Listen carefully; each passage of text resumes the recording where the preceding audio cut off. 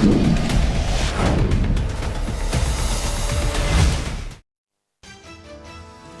रास्ता अयोध्या में राम की पैड़ी या नया घाट की तरफ जाता है, वहां पर आपको हर जगह पर तमाम तरह के श्रद्धालु आपको नजर आ रहे होंगे। और इसके अलावा जो रास्ता राम की पैड़ी या नया घाट की तरफ जाता है, वहां पर आप देखिए कि जबरदस्त सिक्योरिटी का इंतजाम यहां पर किया गया है। ठीक इसी तरह की स्थिति अयोध्या में हर जो चौराहा है वहां पर देखी जा रही है। दरअसल दीपोत्सव के आयोजन को लेकर सिक्योरिटी का भी खास तौर पर ख्याल रखा जाता है। ये पूरा का पूरा स्ट्रक्चर यानी कि राम मंदिर का स्ट्रक्चर यहां पर दियों के माध्यम से बनाया गया है। सबसे ऊपर आपको ध्वज पताका नजर आ रही होगी और इसके अलावा दाहिनी और बाईं तरफ जो चक्र है वो आपको साफ तौर पर दियों के माध्यम से नजर आ रहा होगा। यानी कि दियों के माध्यम से पूरा का पूरा राम मंदिर का एक स्ट्रक्चर यहां पर बनाने की कोशिश की गई है और देर रात यहीं पर दिए प्रज्वलित भी किए जाएंगे। तो इसको लेकर आप देखिए कि यहां पर जगह जगह पर तमाम सारे वॉलंटियर्स आपको तस्वीरों में नजर आ रहे होंगे, जो पूरी मेहनत के साथ राम की पैड़ी पे दोनों तरफ यानी घाट के इस तरफ भी और उस तरफ भी दोनों ही तरफ दियों को बिछाने का काम कर चुके हैं। अब फिलहाल इंतजार हो रहा है कि जब दियों को जलाने के लिए सूचित किया जाएगा उनको। जबरदस्त तरीके से लोगों में उत्साह भी देखने को मिल रहा है। जगह जगह पर आपको दिए नजर आ रहे होंगे और यहाँ पर काम करते हुए लोग भी। कैमरा पर्सन सचिन सैनी के साथ अशोक तिवारी, अयोध्या न्यूज़ 24। इस वक्त मैं अयोध्या में ही मौजूद हूं और आज आपको अयोध्या में जहां पर भी आपकी कैमरे के माध्यम से नजर जाएगी वहां पर दीपोत्सव की भव्य तैयारी नजर आएगी। ये देखिए, पुत्रेष्टि यज्ञ जब किया गया होगा तो तमाम सारे कलाकार आपको यहाँ इसमें नजर आ रहे होंगे। इसके अलावा गुरुकुल शिक्षा, जब भगवान राम ने गुरुकुल में शिक्षा ली तो उसको दर्शाती हुई ये तस्वीर फिलहाल आपको यहाँ पर साफ तौर पर नजर आ रही होगी। इसमें भी आपको देखिए कि तमाम जो ऋषि मुनि हैं वो यहाँ पर तस्वीरों के माध्यम से आपको ये दिखा रहे हैं कि कैसे गुरुकुल में शिक्षा हुई थी। ये आपको झांकी फिलहाल यहाँ पर नजर आ रही होगी। ये अहिल्या उद्धार, यानी जब भगवान राम ने पत्थर के स्वरूप में अहिल्या को स्पर्श किया था और उसके बाद उनको वापस जीवन मिला था, वो दिखाती हुई ये झांकी आपको यहाँ पर नजर आ रही होगी। ये देखिए, तमाम सारे जो कलाकार हैं वो आपको यहाँ पर अलग अलग परिधानों में पूरी तरह से सजे और सवरे नजर आ रहे होंगे। कोई ऋषि की भूमिका में है, कोई मुनि की भूमिका में है और कोई अलग अलग मुद्राओं में है। ये देखिए, ये आपको तस्वीरों के माध्यम से एक बड़ी चीज देखने को मिलेगी। इसके अलावा राम सीता विवाह उसको दिखाती हुई ये झांकी आपको यहाँ पर नजर आएगी। कैमरा पर्सन सचिन सैनी के साथ अशोक तिवारी, अयोध्या न्यूज़ 24।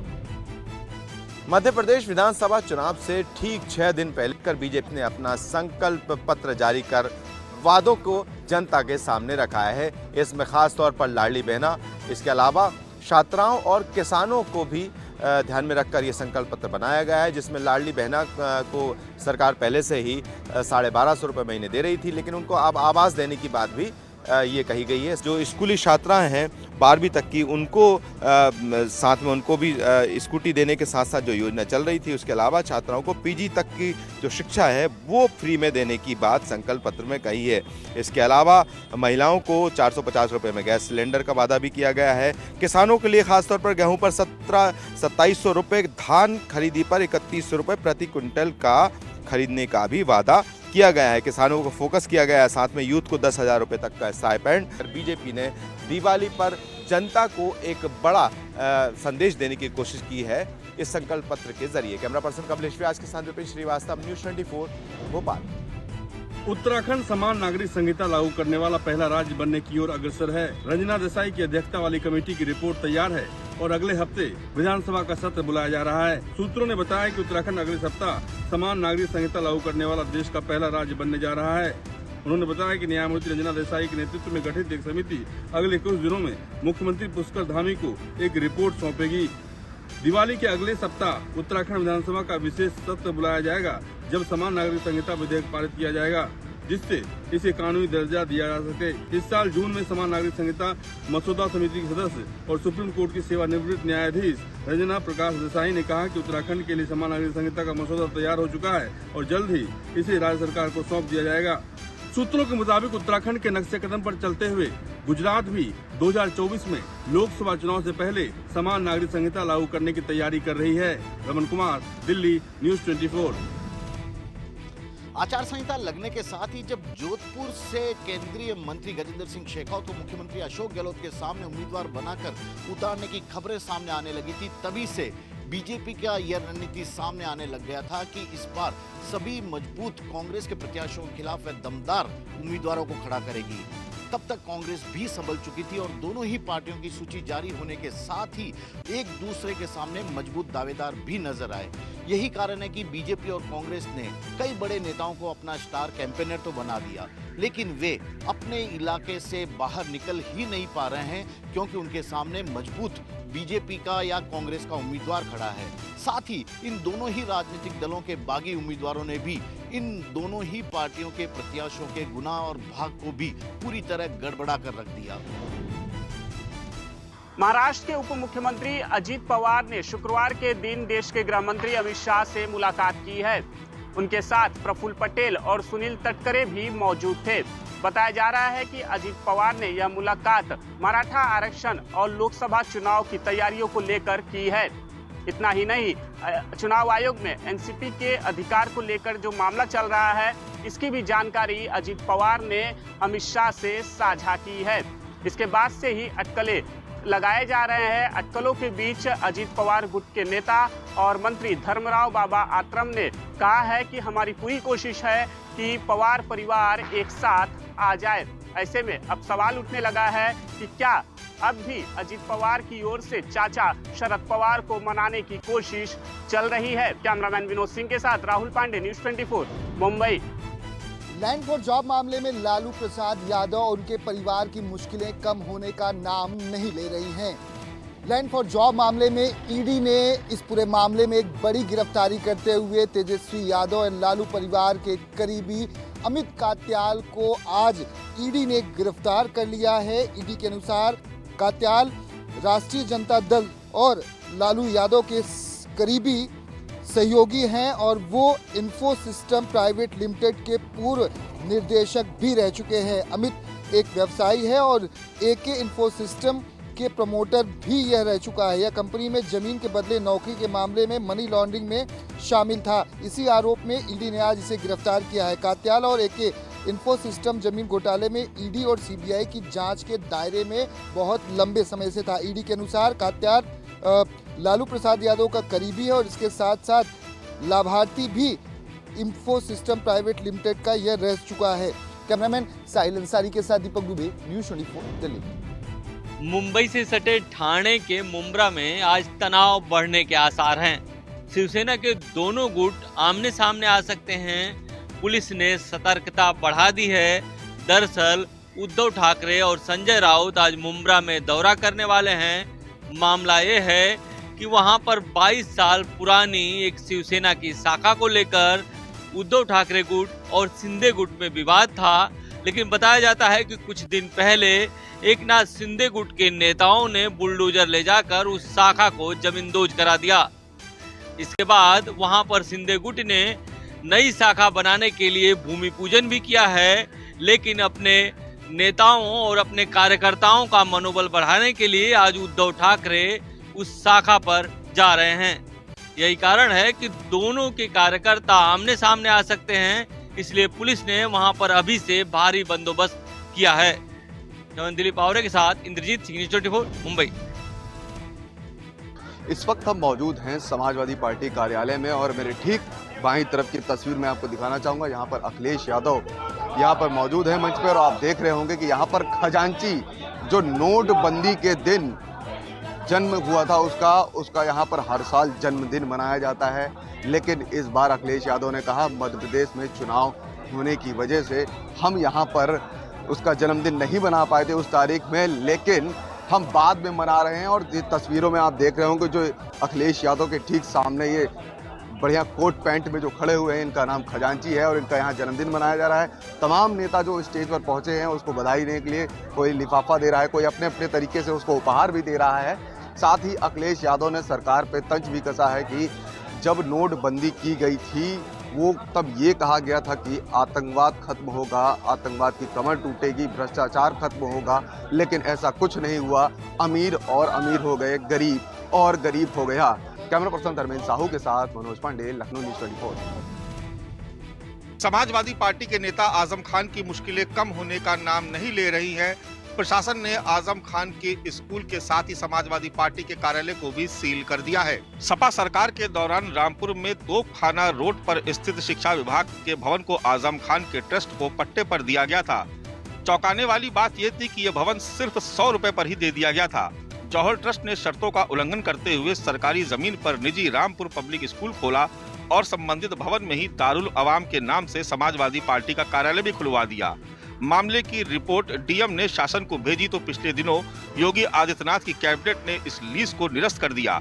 शासन से पत्र मिलते ही रामपुर प्रशासन ने पिछले दिनों जौहर ट्रस्ट को भवन और जमीन खाली करने का नोटिस भी जारी किया था। नोटिस की अवधि एक दिन पहले ही खत्म हो गई थी, जिसके बाद शिक्षा विभाग और प्रशासनिक अधिकारियों ने आजम खान के स्कूल और समाजवादी पार्टी के दफ्तर को पुलिस प्रशासन की मदद से सील कर दिया। कैमरा पर्सन धर्मेंद्र कुमार साहू के साथ मानस श्रीवास्तव, न्यूज़ 24। सिर्फ राजधानी दिल्ली ही नहीं बल्कि पटना सहित बिहार के कई शहर ऐसे हैं जहां पर प्रदूषण का लेवल अब खतरनाक लेवल को पार कर चुका है। जी हाँ, पटना सहित बिहार के 4 शहर ऐसे हैं जहां एक्यूआई लेवल 300 के पार जा चुका है और यहां पे अलार्मिंग सिचुएशन हो चुकी है और यही वजह का सीधा असर दीपावली के त्यौहार पे पड़ा है। पटना के अलावा मुजफ्फरपुर, भागलपुर और गया में पटाखों के इस्तेमाल पर रोक लगा दी गई है और इसे सख्ती से लागू करने का आदेश भी दिया गया है, क्योंकि लगातार इन इलाकों में प्रदूषण का लेवल हाई हो रहा था और इस स्थिति में यहाँ पर अब लोगों को सांस से संबंधित परेशानियाँ सामने आने लगी थी। पटना में कई इलाके ऐसे हैं जहाँ पर काफ़ी खतरनाक स्थिति में एक्यूआई लेवल पहुँच चुका है और यहाँ पर जो लोग हैं उन्हें सांस लेने में परेशानी हो रही है, लोग मास्क का इस्तेमाल करने लगे हैं। यही वजह है कि इस बार सरकार ने इन 4 शहरों में पटाखों के इस्तेमाल पर बिल्कुल प्रतिबंध लगा दिया है। कैमरामैन श्रीनाथ के साथ अमिताभ ओझा, पटना न्यूज़ 24। अब दिवाली पर देश की आर्थिक राजधानी मुंबई के लोग सिर्फ 8 से 10 बजे तक ही पटाखे जला सकेंगे। बॉम्बे हाईकोर्ट ने मुंबई और उसके आसपास बढ़ते प्रदूषण को देखते हुए ये निर्णय लिया है। इसकी पिछली सुनवाई में बॉम्बे हाईकोर्ट ने ये समय 7 से 10 बजे तक का किया था, यानी इस बार 1 घंटे की कटौती की है। इसके अलावा प्रदूषण की देखरेख के लिए बॉम्बे हाईकोर्ट ने एक 3 सदस्यीय कमेटी गठित की है, जो कि मुंबई और उसके आसपास के प्रदूषण का प्रतिदिन जायजा लेगी। इसके आधार पर सरकार और बीएमसी ये तय करेगी कि आगे क्या कदम उठाने हैं। इसके पहले कोर्ट की सख्ती को देखते हुए बीएमसी और सरकार ने कई कदम उठाए हैं, जैसे बीएमसी डेली सड़कों पर पानी का छिड़काव कर रही है, सड़कों की धुलाई कर रही है। एयर क्वालिटी इंडेक्स जो है पहले एवरेज मुंबई का 125 था, जो घटकर अब 87 पर आ गया है। कैमरामैन दिलीप आवरे के साथ इंद्रजीत सिंह, न्यूज़ 24 मुंबई। आम आदमी पार्टी के नेता और दिल्ली के पूर्व उप मुख्यमंत्री मनीष सिसोदिया को कोर्ट से राहत मिलने के बाद आज वो अपनी पत्नी से मिलने पहुंचे। उनकी पत्नी की तबीयत खराब थी और ऐसे में उन्होंने कोर्ट में अर्जी लगाई थी कि वो चाहते हैं कि वो अपनी पत्नी को देखें। कोर्ट ने उनको सुबह 10 बजे से लेकर शाम 4 बजे तक वो पत्नी से मिलने की अनुमति दी थी। ऐसे में जब वो घर पहुंचे तो काफ़ी भावुक होते नजर भी आए। काफ़ी पुलिस बंदोबस्त के बाद उनको वहाँ पर काफ़ी देर तक रखा गया और 4 बजे करीब वहाँ से वो निकल गए जेल के लिए। हालांकि मनीष सिसोदिया ने राउस एवेन्यू कोर्ट से अपनी बीमार पत्नी से मिलने के लिए 5 दिनों की इजाजत मांगी थी, लेकिन कोर्ट ने उनकी मांग ठुकरा दी थी। 11 नवंबर को सिर्फ 6 घंटे के लिए पुलिस हिरासत में पत्नी से मिलने की अनुमति दी गई थी। कोर्ट ने इस पूरे मामले पर संज्ञान लेते हुए ये कहा कि केवल 1 दिन की अनुमति दी जाएगी, वो भी 6 घंटे के लिए। दिल्ली के शराब नीति घोटाले को लेकर फिलहाल मनीष सिसोदिया जेल में है। लगातार कोर्ट इस मामले पर सुनवाई कर रहा है। ऐसे में उनकी कोशिश थी कि पत्नी की हालात को देखते हुए उनसे मुलाकात की जाए। हालांकि कोर्ट की तरफ से साफ तौर पर कहा गया था कि 5 दिन की जगह केवल 6 घंटे का अंतराल रहेगा, जिसमें वो अपनी पत्नी से मुलाकात कर पाएंगे। कैमरा पर्सन अमित राय के साथ वरुण सिन्हा, न्यूज़ 24 दिल्ली। प्रधानमंत्री नरेंद्र मोदी दीपावली का पावन त्योहार इस बार भी भारतीय सेना के जवानों के साथ मनाएंगे। सूत्रों से मिली जानकारी के मुताबिक दीपावली के दिन प्रधानमंत्री नरेंद्र मोदी जम्मू कश्मीर पहुंचेंगे, ताकि दीपावली के पर्व को बहादुर भारतीय सेना के जवानों के साथ मना सकें। 2014 से लेकर अब तक हमने देखा है कि प्रधानमंत्री नरेंद्र मोदी दीपावली के दिन जवानों के बीच पहुंचते हैं और जवानों के साथ दीपावली का त्योहार मनाते हैं, और उसी परंपरा को आगे भी जिंदा रखने के लिए प्रधानमंत्री नरेंद्र मोदी दीपावली का पर्व जवानों के साथ मना रहे हैं। प्रधानमंत्री नरेंद्र मोदी जब जवानों के बीच पहुंचते हैं आर्मी कैंप में, और उस समय वो पल जवानों के लिए बेहद खास होता है, जवानों के लिए बेहद ऐतिहासिक होता है, क्योंकि प्रधानमंत्री नरेंद्र मोदी खुद जवानों से उस दिन उनका हालचाल पूछते हैं, उनके परिवार के बारे में पूछते हैं और ये भी जानकारी जुटाते हैं कि दुश्मन को मुंहतोड़ जवाब देने के लिए हमारी तैयारी कैसी है। यानी प्रधानमंत्री नरेंद्र मोदी जब जवानों के बीच पहुंचेंगे तो जवानों की खुशी का ठिकाना नहीं होगा। कैमरामैन पवन के साथ पंकज शर्मा, न्यूज़ 24 जम्मू। महाराष्ट्र सरकार ने बड़ा फैसला लिया है। राज्य सरकार के वस्त्रोद्योग विभाग अब रेशनिंग की दुकान पर लोगों को मुफ्त में साड़ियां देगी। यह साड़ियां गरीब परिवार को दिया जाएगा। महाराष्ट्र सरकार के वस्त्रोद्योग विभाग ने निर्णय लिया है कि अब महाराष्ट्र में राशनिंग की दुकानों पर साड़ी भी मिलेगी। राज्य में जिन परिवार को अंत्योदय योजना के तहत अनाज मिलता है, यानी जो गरीब है, उनको अब साल में एक बार प्रति परिवार एक साड़ी मिलेगी। यह साड़ी गरीब परिवारों को बिल्कुल मुफ्त होगी।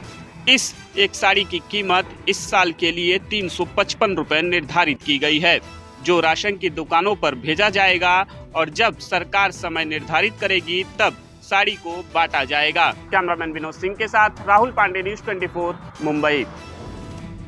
प्रधानमंत्री नरेंद्र मोदी द्वारा लिखा गया गाना ग्रैमी अवार्ड के लिए हुआ नॉमिनेट। पीएम मोदी के सहयोग से लिखे गए गाने अबंडेंस इन मिलेट को best global music performance category में ग्रैमी पुरस्कार के लिए नॉमिनेट किया गया है। इस गाने में मिलेट फूड यानी बाजरा की खेती और अनाज के तौर पर इसके उपयोग और फायदे के बारे में बताया गया है। कुल 7 गानों में अबंडेंस इन मिलेट गीत को भी best global music performance category के तहत ग्रैमी पुरस्कार के लिए नॉमिनेट किया गया है। इस गीत को भारतीय अमेरिकी गायक फाल्गुनी शाह ने प्रधानमंत्री नरेंद्र मोदी के सहयोग से लिखा था। पीएम मोदी ने दिल्ली में कार्यक्रम को संबोधित करते हुए कहा था कि मुझे खुशी है कि आज जब दुनिया अंतर्राष्ट्रीय बाजरा वर्ष मना रही है तो भारत इस अभियान का नेतृत्व कर रहा है।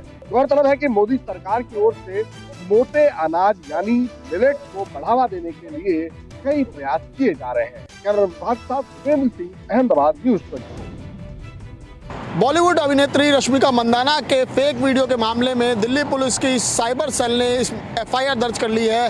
दरअसल दिल्ली पुलिस की साइबर सेल इस मामले की जांच कर रही है और इस मामले की शिकायत दिल्ली महिला आयोग ने भी दिल्ली पुलिस से की थी। कुछ दिनों पहले रश्मिका मंदाना का एक वीडियो सामने आया था जिसको लेकर खुद रश्मिका मंदाना ने कहा था कि किस तरीके से उनके चेहरे को वहां पर फिट किया गया, वीडियो में छेड़छाड़ की गई, यानी कि उस वीडियो में किरदार कोई और है लेकिन उसको चेहरा बॉलीवुड अभिनेत्री रश्मिका मंदाना का दिया गया और जिसके बाद वो वीडियो वायरल हुआ और रश्मिका को लेकर कई तरह की बातें कही जाने लगी। हालांकि इस मामले को लेकर बाद में ये बात साफ हो गई कि ये डीप फेक करके एक ऐप है जिसके जरिए वीडियो बनाया गया था और उस वीडियो को अपलोड किया गया। इसको लेकर जो है महानायक अमिताभ बच्चन ने भी ट्वीट करके इसे दुर्भाग्यपूर्ण बताया था। हालांकि अब इस पूरे मामले में दिल्ली पुलिस ने एफआईआर दर्ज कर ली है और इसकी जांच के लिए एक अलग से टीम भी बना दी गई है। कैमरामैन हरविंदर ढिल्लन के साथ मैं कौशिक, न्यूज़ 24 दिल्ली। पूरे देश में दिवाली की धूम नजर आ रही है और बाजारों में खासी रौनक देखने को मिल रही है। रविवार को पूरे देश में हर्षोल्लास से दिवाली का त्योहार मना जाएगा। वहीं शनिवार को छोटी दिवाली भी बाजारों में खूब रौनक लेकर आई है। बड़ी संख्या में लोग जो हैं वो दिवाली की शॉपिंग करने के लिए बाजारों में निकल रहे हैं। वहीं कोरोना के बाद ये पहला साल है जब लोग बिना किसी बीमारी के भय के दिवाली का त्योहार मनाएंगे और यही वजह है कि इस बार बाजारों में ग्राहकों की रौनक देखने को मिल रही है। इसके अतिरिक्त आज बड़ी मात्रा में कुम्हारों और स्थानीय कलाकारों द्वारा मिट्टी के दिए जो हैं वो भी बिक रहे हैं। वहीं जिस तरीके से वोकल फॉर लोकल की लगातार मांग उठ रही है, ऐसे में जो छोटे दुकानदार हैं उनके लिए बड़ी संख्या में लोग उनसे सामान खरीदे। यानी इस वक्त जो बाजारों की रौनक है वो देखने वाली है और तमाम लोग जो हैं वो दिवाली की शॉपिंग में जुटे हुए नजर आ रहे हैं। न्यूज़ 24 और के परिवार की तरफ से आप सभी को दिवाली की बहुत बहुत शुभकामनाएं। खूब दिवाली मनाइए, पटाखों के बिना भी दिए जलाकर दिवाली मनाई जा सकती है और पूरा देश इसकी मिसाल पेश कर रहा है। कैमरामैन विजय के साथ व्याग्रपाल, दिल्ली। एक बार फिर से बहुत बड़ा हादसा देखने को मिला। कोलकाता से उड़ीसा जा रही लग्जरियस बस में अचानक आग लगने से अफरा तफरी मच गई और जो यात्री बैठे थे अपनी जान बचाने के लिए इधर उधर भागने लगे और तभी बस पूरी तरह से धू धू करके जलने लगी, जिनमें एक यात्री की पूरी तरह से जलकर मौत हो चुकी है और 31 यात्री पूरी तरह से झुलस गए हैं, जिन्हें खड़गपुर हॉस्पिटल में भर्ती कराया गया है, जहां उनका इलाज चल रहा है, जिनमें 10 लोगों की हालत काफी नाजुक बनी हुई है। और ये पूरे मामले की जांच किया जा रहा है कि आखिर बस में अचानक ऐसे आग कैसे लगी, और इसमें बस में जिस तरह से छोटे व्यापारियों का दिवाली का समय था, इसमें काफी माल भी रखा हुआ था, सारे माल जलकर खाक हो गए। तो कह सकते हैं कि करोड़ों रुपए का एक तरह से नुकसान हुआ है व्यापारियों को, और वहीं पे 1 लोगों की मौत हुई है और 31 लोग अपनी जिंदगी और मौत से हॉस्पिटल में जूझ रहे हैं। कैमरामैन विनोद के साथ मनोज पांडे, न्यूज़ 24 खड़गपुर। पंजाब, हरियाणा और हिमाचल में जिस तरह से हिमाचल के पहाड़ी क्षेत्रों में बर्फ़बारी हुई, तो मैदानी क्षेत्रों में पंजाब और हरियाणा के अलग अलग स्थानों पर बारिश हुई, जिससे जो प्रदूषण है, प्रदूषण से तो कुछ राहत मिली ही। इसी तरह हिमाचल के ऊंचे पहाड़ी क्षेत्रों में बर्फ़बारी का लुत्फ़ वहां गए हुए सैलानियों ने भी उठाया, क्योंकि मनाली के साथ साथ अटल टनल पार करते ही जो बर्फ़बारी है वो शुरू हो जाती है। ख़ासतौर पर जो सिसु झील है, जहाँ फिर रोहतांग का जो एरिया है, लाहौल स्पीति का एरिया है, वहाँ पर बर्फ़बारी भी हुई, और इसी के चलते ही जो रात का टेम्परेचर है वो लगातार डाउन होना शुरू हो गया है। और मैदानी इलाकों के साथ साथ पहाड़ी इलाकों में भी सर्दी ने दस्तक दे दी है, और यही कारण है कि मैदानी इलाकों में, चाहे वो पंजाब हो या फिर हरियाणा में, 4 डिग्री तक जो टेम्परेचर है वो डाउन आ चुका है। और ऐसा ही हाल हिमाचल के अलग अलग क्षेत्रों का भी देखने को मिल रहा है। शिमला से लेके मनाली तक टेम्परेचर डाउन हुआ है, और इसी तरह ही जिस तरह कल बर्फ़बारी हुई, तो आज धूप खिलने के साथ ही सैलानियों के चेहरे भी खिल उठे हैं। कैमरामैन गंभीर सिंह राणा के साथ विशाल इंग्लिश, न्यूज़ 24 चंडीगढ़।